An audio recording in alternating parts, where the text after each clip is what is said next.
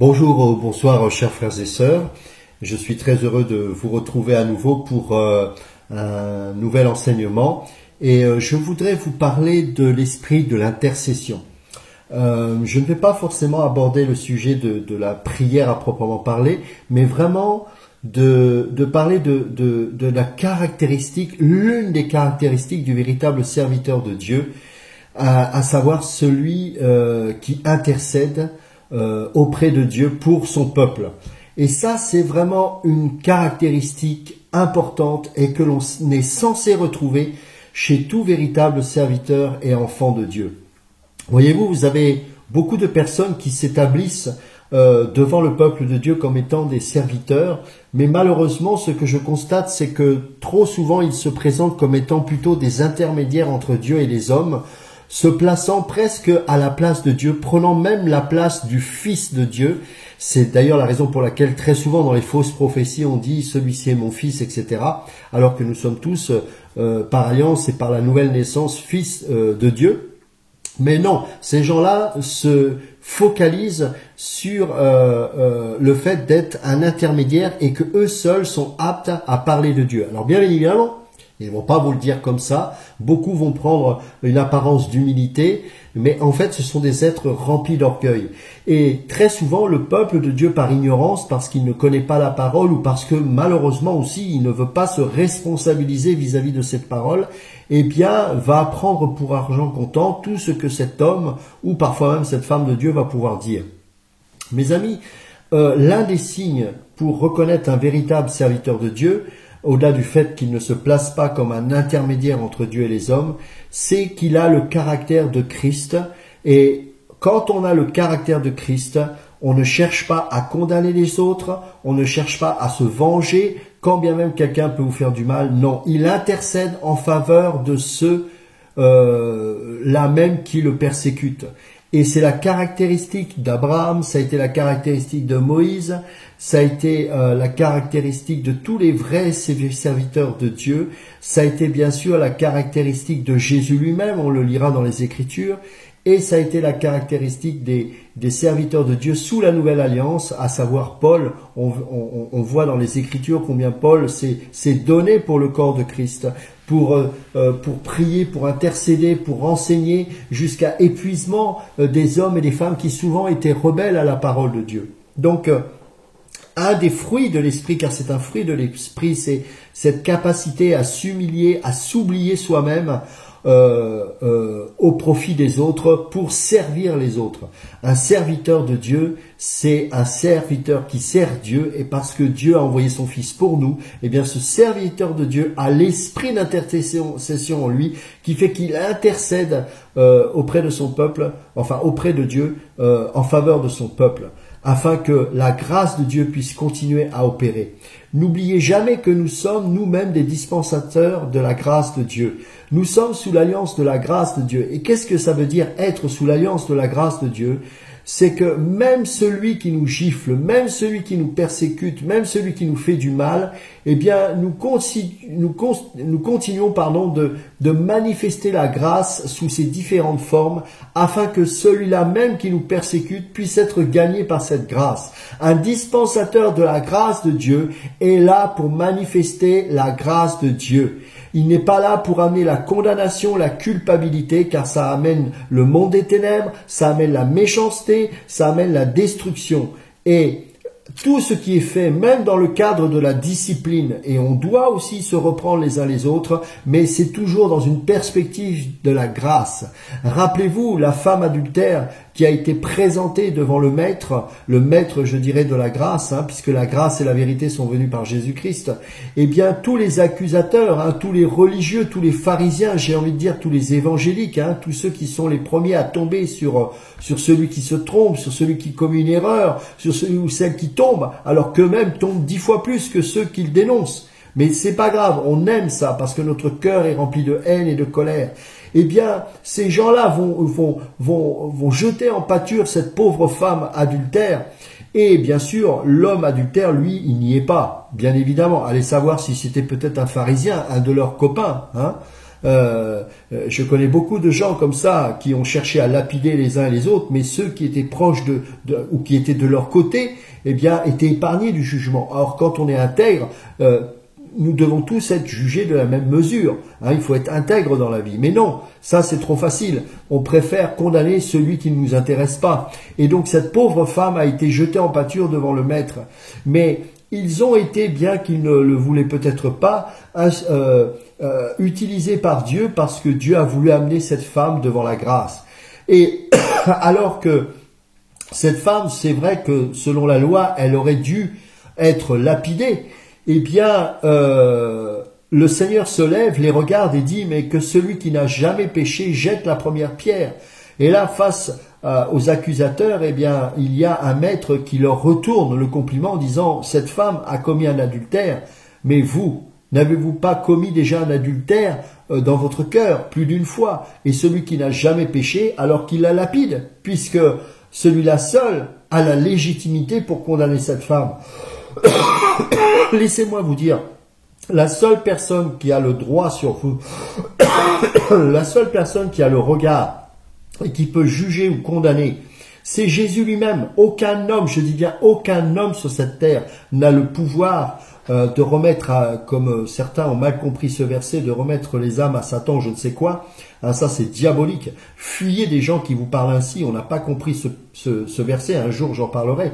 Mais c'est vraiment terrible de parler comme ça. Le seul qui a le droit de condamner et de juger les uns et les autres, c'est le maître lui-même. Et donc c'est le maître qui va donner un jugement sur la femme adultère. Mais il va leur envoyer la balle encore une fois en disant, mais que celui qui n'a jamais péché jette la première pierre. Et ces gens-là, confus, partent au fur et à mesure. Et la femme, se retrouvant seule devant le maître lui dit, ça c'est une parole magnifique, où sont ceux qui t'accusent? Où sont ceux qui t'accusent? Où ils sont? Là où le péché a abondé, la grâce a surabondé. Il n'y a plus aucune condamnation pour ceux qui sont en Jésus-Christ. Alors, fort de ce constat, à savoir qu'il n'y a plus aucune condamnation pour ceux qui sont en Jésus-Christ, car le Maître lui-même, qui lui seul a le pouvoir sur la mort et sur le séjour des morts, lui seul qui a le pouvoir sur la condamnation, dira de cette femme, « Je ne te condamne pas non plus. » Oh, que c'est beau cette parole. Et là, vient enfin la sanctification, va et ne pêche plus. Qu'est-ce qui va vous pousser à ne plus pécher? Qu'est-ce qui va vous pousser à la sanctification? C'est lorsque le Maître vous déclare, je ne te condamne pas non plus, va et ne pêche plus. Là, le jour de notre conversion, nous avons pleinement réalisé qu'en nous, il y avait l'esprit de l'adultère, qu'en nous, il y avait l'esprit de meurtrier. Mais parce que nous avons été peut-être amenés par des religieux ou simplement par nous-mêmes devant la grâce, qu'est Jésus-Christ, nous avons entendu cette parole qui nous dit maintenant, j'ai tout pris à la croix pour toi, j'ai pris la condamnation du péché, j'ai pris toutes ces choses-là, et maintenant tu es libre parce que mon sang a été suffisant pour te laver de tout péché. Alors va et ne pêche plus. Beaucoup de gens vivent l'inverse. Ils se sanctifient dans le but de ne plus être sous la condamnation. Mais ça, c'est se mettre sous le régime de la loi. Et sous la loi, il y a en permanence la condamnation. Il y a la malédiction parce que la loi, bien qu'elle soit bonne, elle te dira en permanence tu es coupable. Et quoi que tu fasses pour te sanctifier, il y aura toujours quelque chose qui ne va pas. Et ça, c'est le chemin inverse que l'on ne doit jamais prendre en tant qu'enfant de Dieu. Sous la nouvelle alliance, tu as été libéré du poids du péché. Tu as été restauré, purifié, pardonné, sanctifié, mis à part. Et donc, ça te libère. Et ce chemin de la libération te mène vers le chemin de la sanctification. Et aujourd'hui, un enfant de Dieu qui vit dans cet esprit-là, lorsqu'il regarde quelqu'un d'autre, il fera tout pour l'amener sur ce même chemin de libération. Et quand bien même cette personne peut t'accuser, quand bien même cette personne peut te condamner, quand bien même cette personne t'accusera de tous les maux, tu continueras dans l'esprit de la grâce à prier et à intercéder, au point même où, comme Moïse, tu pourras peut-être dans l'esprit te dire « Mais retire-moi du livre de la vie au profit de cette personne afin qu'elle soit sauvée. » Et ça, c'est un esprit que je ne vois plus chez les enfants de Dieu. Ça condamne, ça fait des coqs, ça frime. mais ça ne s'humilie plus, ça ne prie plus pour les uns et les autres. Et mes amis, nous avons besoin de retrouver cet esprit-là, car voyez-vous, une des caractéristiques d'un véritable serviteur de Dieu, c'est d'être capable de s'oublier soi-même au profit des autres. C'est d'être capable de s'humilier devant la croix du Seigneur Jésus, de mettre pied à terre et de dire « Seigneur, je te prie pour mon frère, je te prie pour ma sœur ». Pour que la grâce les pousse à renoncer au péché, pour que la grâce les libère du légalisme, pour qu'enfin ils soient libérés de peut-être la masturbation, de la pornographie, de la cigarette, du mensonge ou je ne sais quoi. Mais tant que cette personne a souffle de vie, je continuerai d'intercéder, car je ne suis pas celui qui ôte ou qui donne la vie. Ça, c'est Dieu seul qui a ce pouvoir. Et tant que Dieu permet que cette personne soit en vie, alors j'intercède pour elle, parce que tant qu'il y a la vie, tant qu'il y a le souffle de vie dans la vie de cette personne, alors je peux continuer de prier pour elle.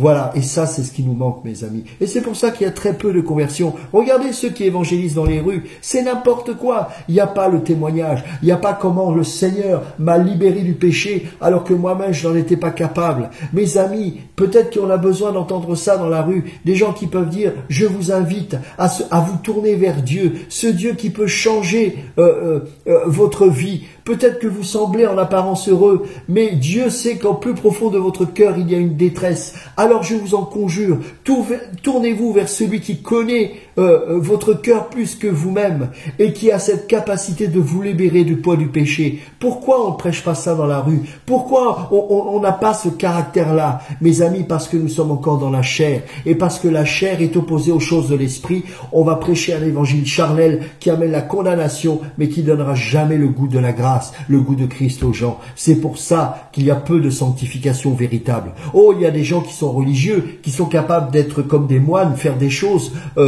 qui semblent être correctes devant Dieu. Mais à côté de ça, si on pèse dans la balance de la justice, il y a autant de péchés que de bonnes choses. Pourquoi? Parce qu'on est tout le temps dans la chair. Où sont ces intercesseurs? Et je voudrais qu'on prenne ensemble le livre de Genèse au chapitre 17. Non, excusez-moi, c'est pas Genèse chapitre 17, voilà, c'est Genèse chapitre 18, et on va prendre à partir du verset 1, tout simplement, pour bien suivre le contexte. Donc, Genèse chapitre 18, verset 1. L'Éternel apparut à Abraham parmi les chênes de Mamré. Alors qu'il était assis à l'entrée de sa tente, pendant la chaleur du jour, il leva les yeux et vit 3 hommes debout non loin de lui. Oui, c'est intéressant parce que là, il est dit que l'Éternel apparut à Abraham parmi les chênes de Mamré. Et au même moment, il est écrit qu'il leva les yeux et vit 3 hommes debout non loin de lui. C'est-à-dire qu'on n'arrive pas à faire la distinction entre l'Éternel et ces 3 hommes. Quand il les vit, il courut depuis l'entrée de sa tente à leur rencontre et se prosterna jusqu'à terre. Vous savez, quand on voit Dieu, on court vers lui, on se prosterne, il y a cette soif. Il y a cette soif qui vient de notre cœur. C'est une soif qui ne se calcule pas. C'est une soif qui ne se médite pas et qui ne se prémédite pas. C'est une soif qui vient d'une relation naturelle, de quelque chose que Dieu a mis dans notre cœur et que ne pourra jamais s'enlever. Cette soif de courir après lui. Et c'est ce que Abraham était capable d'exprimer. Lorsque Dieu parle, lorsque l'Éternel se manifeste, il court. Il court vers lui au travers de ces 3 hommes. Quand il les vit, il courut depuis l'entrée de sa tente à leur rencontre et se prosterna jusqu'à terre. Il dit, « Seigneur, si j'ai trouvé grâce à tes yeux, ne passe pas loin de ton serviteur. Permettez-moi qu'on apporte un peu d'eau pour laver les pieds et reposez-vous sous cet arbre. J'irai prendre un morceau de pain pour vous restaurer. Puis vous continuerez votre route, car c'est pour cela que vous passez près de votre serviteur. » Voyez, il est en train de leur dire, vous ne venez pas spécialement me rendre visite moi, mais vous êtes ici simplement parce que vous avez besoin d'une étape pour vous restaurer. Et je ne suis qu'un pauvre serviteur qui a été utilisé par l'Éternel pour vous faire du bien lors de cette pause. Vous imaginez l'humilité d'Abraham? Ça va jusque-là. J'irai prendre un morceau de pain pour vous restaurer, puis vous continuerez votre route, car c'est pour cela que vous passez près de vos serviteurs. » Ils répondirent, « Fais comme tu l'as dit. » Abraham s'empressa d'aller trouver Sarah dans la tente et dit, « Prends vite 22 litres de fleurs de farine, pétris-la et fais des gâteaux. » Abraham courut à son troupeau, prit un veau tendre et bon, et le donna à ses serviteurs qui se dépêcha de le préparer. Il prit encore du lait caillé et du lait avec le veau qu'on avait préparé, et il les mit devant eux. Il se tint lui-même à leur côté sous l'arbre, et ils mangèrent. Abraham et Sarah étaient vieux, d'un âge avancé, et Sarah ne pouvait plus espérer avoir des enfants. Elle rit en elle-même en disant, « Maintenant, j'ai sauté un passage, excusez-moi, verset 9. Puis ils lui dirent, « Où est ta femme Sarah ?» Il répondit, « Elle est là dans la tente. » L'un d'eux dit, « Je reviendrai vers toi à la même époque et ta femme Sarah aura un fils. » Sarah écoutait à l'entrée de la tente derrière lui. Abraham et Sarah étaient vieux, d'un âge avancé, et Sarah ne pouvait plus espérer avoir des enfants. Elle rit en elle-même en disant, « Maintenant que je suis usée, aurais-je encore des désirs? Mon Seigneur aussi est vieux. » L'Éternel dit à Abraham, « Pourquoi donc Sarah a-t-elle ri en se disant, « Est-ce que vraiment j'aurai un enfant, moi qui suis vieille? Y a-t-il quoi que ce soit d'étonnant de la part de l'Éternel? Au moment fixé, je reviendrai vers toi à la même époque et Sarah aura un fils. » Sarah mentit en disant, « Je n'ai pas ri, car elle eut peur. » Mais il dit au contraire, « Tu as ri. » Vous savez, même quand il n'y a plus de désir, alors, parce qu'on a un concept très humain de Dieu. Sarah, vous savez, était parfois malheureusement charnelle, comme tout à chacun, et lorsqu'elle reçut la promesse de Dieu, elle se dit, alors, il faut que tu couches avec Agar pour que un enfant naisse. Et il a fallu l'intervention de ces hommes pour que l'Éternel lui dise, non, il viendra de ton ventre, et elle va encore raisonner d'une manière charnelle, mais je n'ai plus de désir pour mon mari, pas parce qu'il n'est pas désirant, mais parce que nous sommes tout simplement vieux, avancés en âge. Pensez donc, à plus de 90 ans, comment voulez-vous trouver du désir? Eh bien, vous savez, cela ne dépend pas du désir et de la chair humaine. C'est un fruit. Et lorsque Dieu visite son enfant, le fruit se manifeste, l'enfant se manifeste, le désir arrive, le désir revient. Mais est-ce que nous supplions, est-ce que nous demandons véritablement à Dieu, donne-moi du désir lorsque j'en ai plus, peut-être pour mon mari ou pour ma femme, ou donne-moi la possibilité d'aimer au-delà de ce qu'un homme ou une femme peut aimer, parce que toi, tu peux produire ces choses-là dans mon cœur. Encore faut-il le demander, encore faut-il en avoir le désir. Et c'est exactement ce qui va se produire. Elle va pouvoir tomber enceinte et enfanter l'enfant enfin de la promesse. Non pas de la chair qui était issue, qui venait d'Agar, mais de l'esprit, l'enfant de l'esprit qui venait de Sarah. Ces hommes se levèrent pour partir en se dirigeant du côté de Sodome. Abraham les accompagna pour les reconduire. Alors l'Éternel dit, cacherai-je à Abraham ce que je vais faire? Abraham deviendra une nation grande et puissante, et toutes les nations de la terre seront bénies en lui. En effet, je l'ai choisi afin qu'il ordonne à ses fils et à sa famille après lui de garder la voie de l'Éternel en pratiquant la droiture et la justice. Ainsi, l'Éternel accomplira en faveur d'Abraham les promesses qu'il lui a faites. Et l'Éternel dit, le cri contre Sodome et Gomorrhe a augmenté. Et leur péché est énorme. C'est pourquoi je vais descendre, et je verrai s'ils ont agi entièrement d'après le bruit venu jusqu'à moi. Si ce n'est pas le cas, je le saurai. Les hommes s'éloignèrent et allèrent vers Sodome. Mais Abraham se tint encore devant l'Éternel, même lorsque l'Éternel semble avoir acté les choses, alors qu'il s'en va accomplir le jugement sur Sodome. Il y a un juste qui continue d'intercéder pour les justes qui se trouvent à Sodome, s'il y en a, afin que Dieu fasse grâce. Et regardez, lui, il continue, alors que l'Éternel va accomplir son jugement contre Sodome et Gomorrhe. Eh bien, Abraham, lui, se tint encore devant l'Éternel et dit ceci dans sa prière, dans son intercession. Supprimeras-tu vraiment le juste avec le méchant? Peut-être y a-t-il 50 justes dans la ville. Les supprimeras-tu aussi et ne pardonneras-tu pas à cette ville à cause des 50 justes qui sont au milieu d'elle? Faire mourir le juste avec le méchant, si bien que le sort du juste serait identique à celui du méchant, cela ne correspond certainement pas à ta manière d'agir. Il connaissait le cœur de Dieu. Quand bien même il a la capacité de juger, il ne condamnera jamais le juste avec le pécheur, avec l'injuste, avec l'impie. Oh non! Et parce qu'il connaissait le cœur de Dieu, il avait cette assurance, ce courage de pouvoir intercéder auprès de Dieu jusqu'au bout. Faire mourir le juste avec le méchant, si bien que le sort du juste serait identique à celui du méchant, cela ne correspond certainement pas à ta manière d'agir. Celui qui juge toute la terre n'appliquera-t-il pas le droit? L'Éternel dit, si je trouve à Sodome 50 justes, je pardonnerai à toute la ville à cause d'eux. Mais il ne se contente pas des 50 personnes. Il va pas en augmentant, il va en diminuant. Oui, j'ai eu l'audace de parler au Seigneur, moi qui ne suis que poussière et cendre. Peut-être à ces 50 justes en manquera-t-il 5. Pour 5, détruiras-tu toute la ville? L'Éternel dit, je ne la détruirai pas si j'y trouve 45 justes. Abraham continua de lui parler, il dit, peut-être s'y trouvera-t-il 40 justes. L'Éternel dit, je ne lui ferai rien à cause de ces 40. Abraham dit que le Seigneur ne s'irrite pas et je parlerai. Peut-être se trouvera-t-il 30 justes. L'Éternel dit, je ne lui ferai rien si je trouve 30 justes. Abraham dit, voici que j'ai eu l'audace de parler au Seigneur. Peut-être se trouvera-t-il 20 justes. L'Éternel dit, je ne la détruirai pas à cause de ces 20. Abraham dit que le Seigneur ne s'irrite pas et je ne parlerai plus que cette fois. Peut-être s'y trouvera-t-il 10 justes. L'Éternel dit, je ne la détruirai pas à cause de ces 10 justes. L'Éternel s'en alla lorsqu'il eut fini de parler à Abraham, et Abraham retourna chez lui. Voyez, ça, c'est l'esprit d'intercession.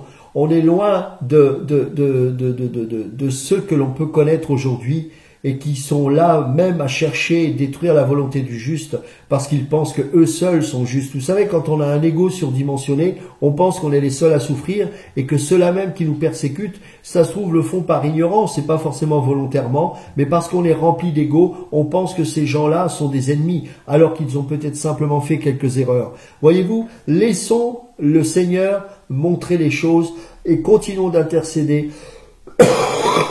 Car n'oublions jamais une chose, c'est que tout enfant de Dieu, né sous l'esprit de la grâce et pas né sous la loi, est déclaré juste aux yeux de Dieu. Donc tous ceux et celles qui se mettent à se batailler les uns contre les autres, ce sont des justes qui se bataillent entre eux. Alors ça n'a aucun sens. L'un va dire, lui est injuste, moi je suis juste. Alors que Dieu a dit, mais parce que ces deux-là ont cru en moi, je les ai déclarés justes, je les ai justifiés, je les ai rachetés, je les ai sauvés, je les ai pardonnés, je les ai lavés par mon sang. Et nous, les justes, nous sommes en train de nous étriper en disant, celui-ci est injuste, celui-ci est injuste. Non. Si ce sont véritablement tous des enfants de Dieu, il ne doit pas y avoir de discorde. Nous devons intercéder. Et s'il y a des discordes, on se sépare dans la grâce et on continue chacun notre voie. Mais nous ne devons jamais dire d'un juste qu'il est injuste. Parce que sinon, nous aurons à rendre compte devant Dieu la manière dont nous aurons traité nos frères et nos sœurs en Christ. Et ça, c'est vraiment important, voyez-vous. Continuons ensuite dans la parole de Dieu et allons dans le livre d'Exode au chapitre 32. Encore un autre intercesseur, un homme juste aux yeux de Dieu. Verset 30, le lendemain, donc Exode chapitre 32 verset 30, le lendemain Moïse dit au peuple, vous avez commis un grand péché, je vais maintenant monter vers l'Éternel, peut-être obtiendrai-je le pardon de votre péché. Moïse retourna vers l'Éternel et dit, ah, ce peuple a commis un grand péché. Ils se sont fait des dieux en or. Pardonne maintenant leurs péchés. Sinon, efface-moi de ton livre que tu as écrit. Alors, c'est incroyable cette prière. Parce que les serviteurs, entre guillemets, parce que pour moi ce ne sont pas des serviteurs de Dieu, mais qui disent, quand ils prient devant Dieu, ils font exactement l'inverse.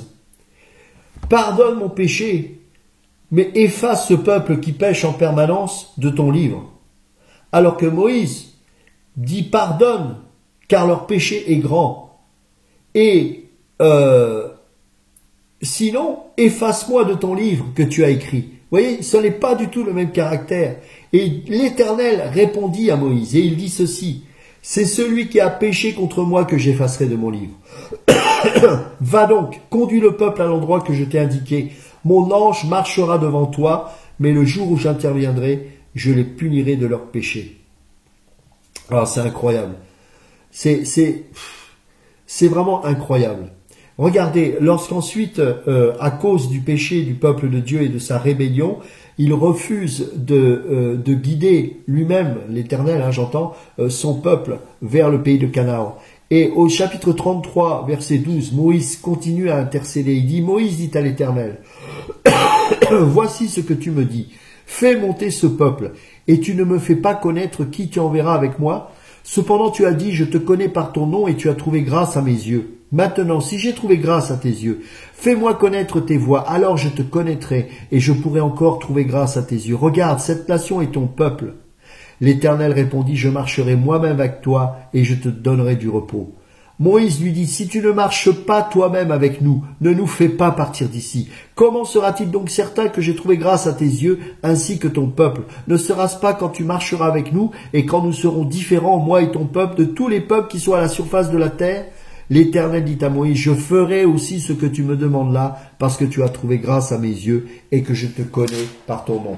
Mes amis, Dieu entend ce genre d'homme. Et heureusement que Dieu n'entend pas la prière de ceux qui envoient la mort et la maladie dans les familles.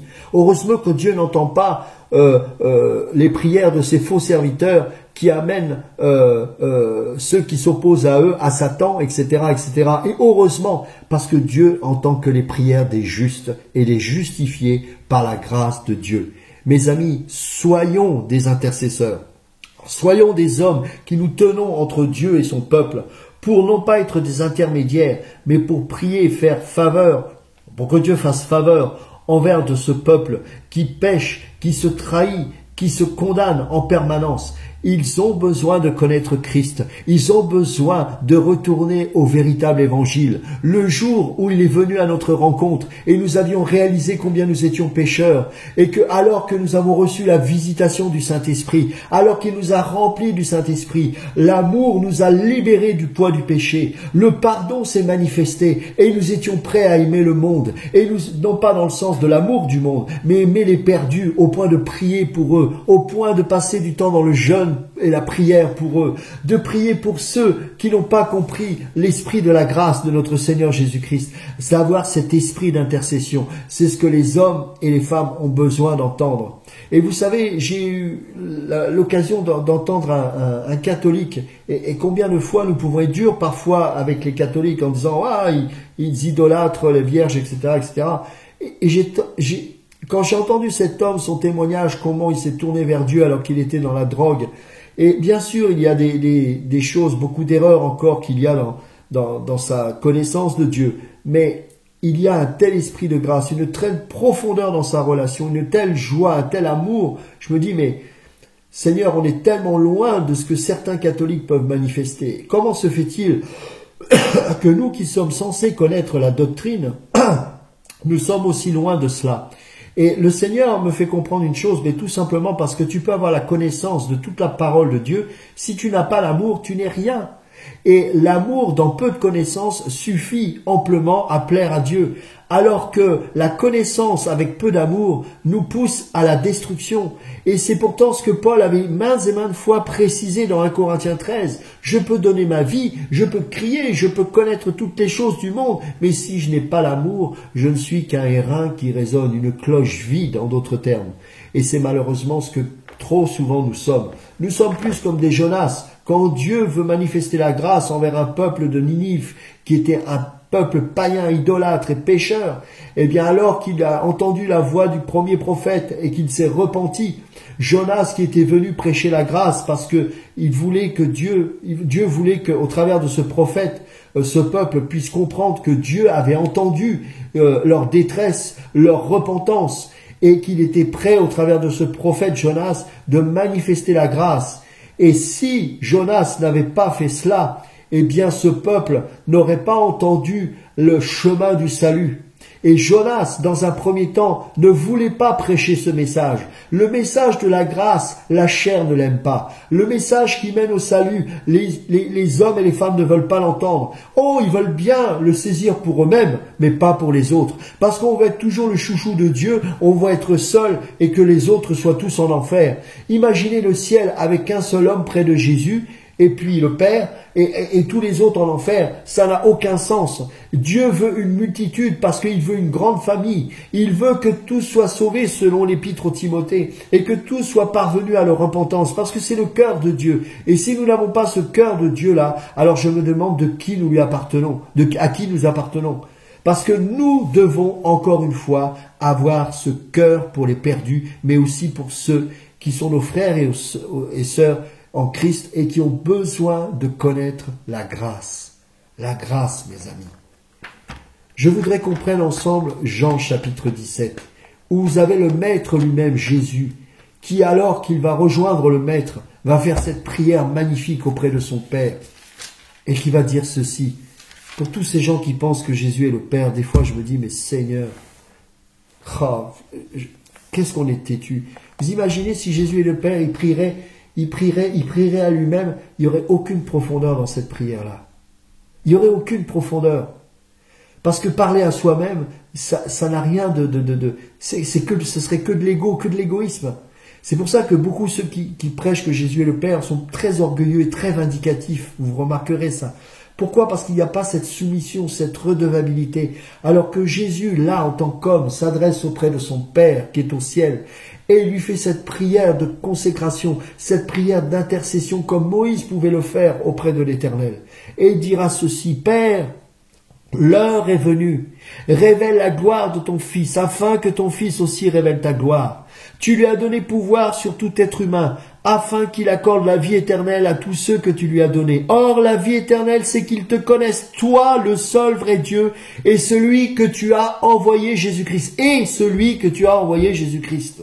C'est pourtant clair. J'ai révélé ta gloire sur la terre. J'ai terminé ce que tu m'avais donné à faire. Maintenant, Père, révèle toi-même ma gloire auprès de toi en me donnant la gloire que j'avais auprès de toi avant que le monde existe.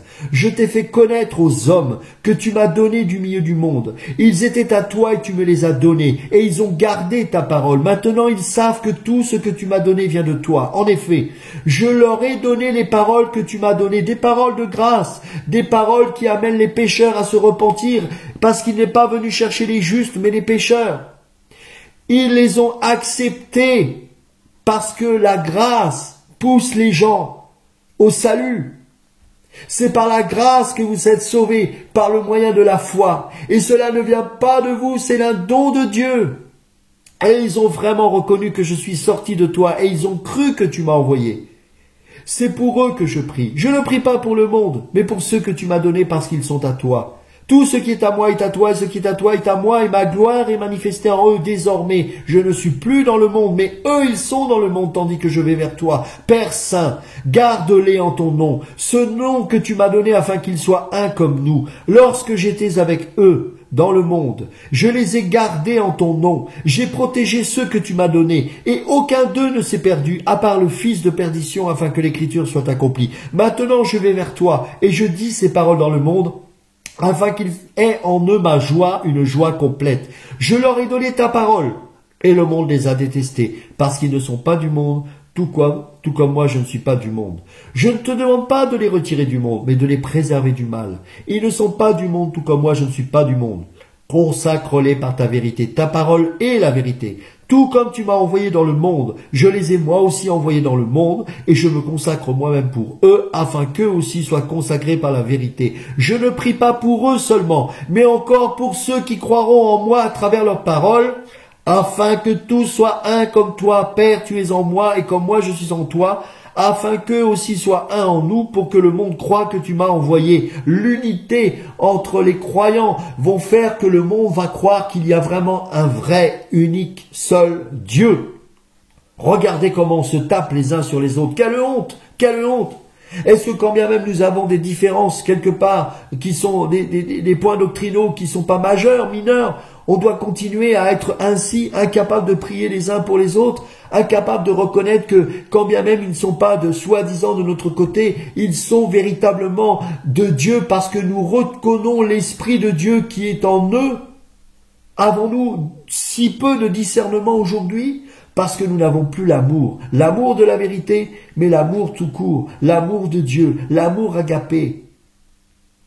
Le monde ne croit plus à cause de nos divisions. Quand je vois que sur Internet, il y a des gens qui dénoncent d'autres, alors que le monde est en train de cliquer et regarde, des musulmans, j'ai vu des commentaires, des musulmans se moquent de certains chrétiens qui disent « Ah, mais c'est ça votre évangile, vous passez votre temps à vous dénoncer. Il y a des pasteurs qui couchent avec des femmes, alors qu'ils sont censés être mariés et fidèles à leurs femmes. C'est ça votre Dieu ?» On déballe les péchés des uns et des autres, alors que c'est dans la maison de Dieu que l'on doit régler ces choses.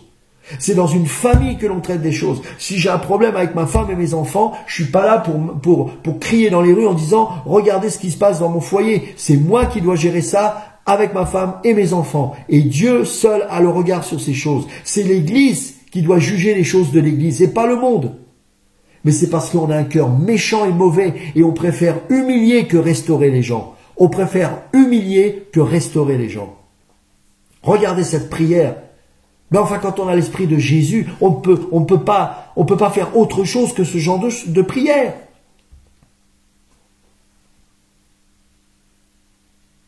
Verset 26, « Je leur ai fait connaître ton nom, et je leur ferai connaître encore, afin que l'amour dont tu m'as aimé soit en eux, et que moi je sois en eux. » Afin que l'amour dont tu m'as aimé soit en eux.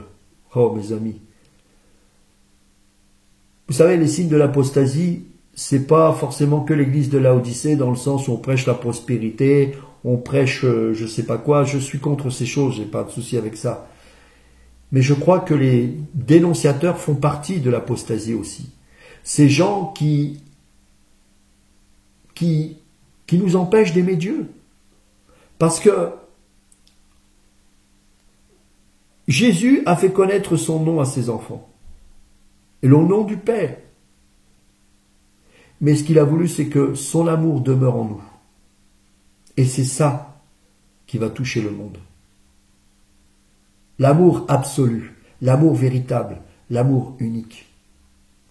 C'est ce qui a poussé Paul à aimer jusqu'au bout ceux qui n'étaient pas forcément aimables. Et je pense particulièrement à l'église de Corinthe. Et regardez dans 1 Corinthiens 9 ce qu'il est écrit.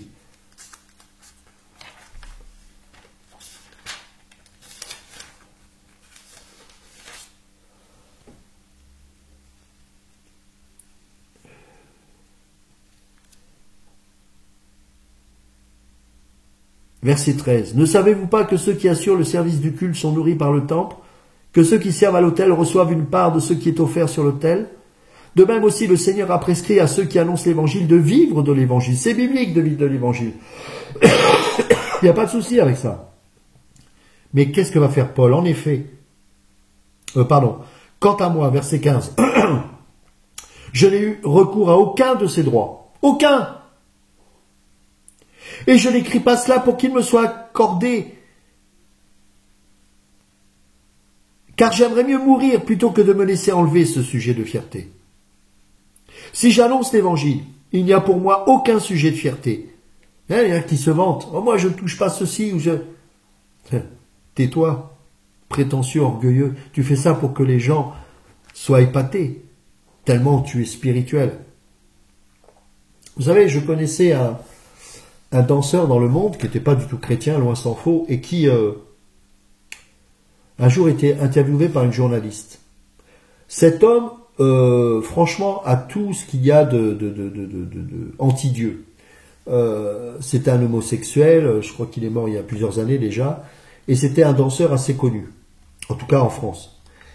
Et la journaliste révèle devant caméra que cet homme a une œuvre sociale et donne beaucoup d'argent pour les handicapés et il s'occupe de donner des cours de danse à des handicapés.